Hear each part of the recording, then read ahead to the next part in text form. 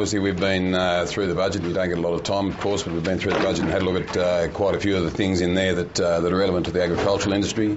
A lot more detail to get over the next few days in regard to quite a few of these issues, as you'd understand. But the understanding that there are real problems in getting labour back out in the regional areas, and talking about the 6,000 migrants coming in through immigration to go back into regional areas, which is fantastic. The Pacific Islanders and changing some of the tax regimes with the Pacific Islanders is fantastic also, because it allows us opportunities for people to come in and actually work in the agricultural sector when there's enormous challenges out there in getting labour.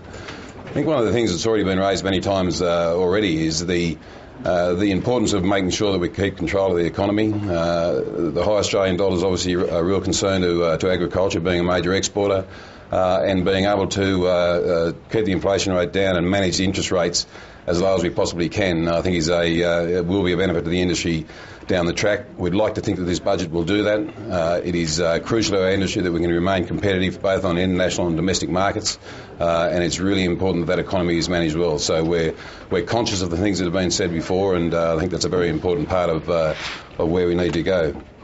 Obviously there's also some other issues in regard to FMDs and flexibility with farm management deposits, people being able to utilise or access farm management deposits in times of natural disasters within a 12-month time frame, which I think is certainly good. It's assets that are there. It's giving people the opportunity to actually use some of those assets, which is very good. And one of the big issues I think that's the government should be given credit for is the simple fact of the money they're prepared to put into mental health. Our sector, as much as any other sector across the Australian economy or community, has been dealt a pretty solid blow in the last 10 years in regard to the drought, and our mental health issues have been quite frightening.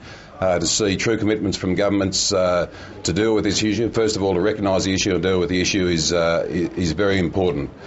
We know that there have been a hell of a lot of people supported and helped throughout that period because of the rather nasty pressures, certainly weather pressures, financial pressures, and emotional pressures that people have been under. So, that's a tremendous benefit. And when we have a look at some of the other issues that are concerned to us, of course, while there is some money going back into infrastructure spending, obviously some of the vast areas of New South Wales, Victoria, Queensland, right up through the territory in Western Australia, there is still a massive need to get more money back into infrastructure. A lot of those roads are providing or causing enormous problems for being able to move transport produce in the most efficient way. So obviously we need to have a look into the future and make sure that more money gets delivered back into that, and right through the strategy, right through the port strategy, to make sure that we get some great outcomes there.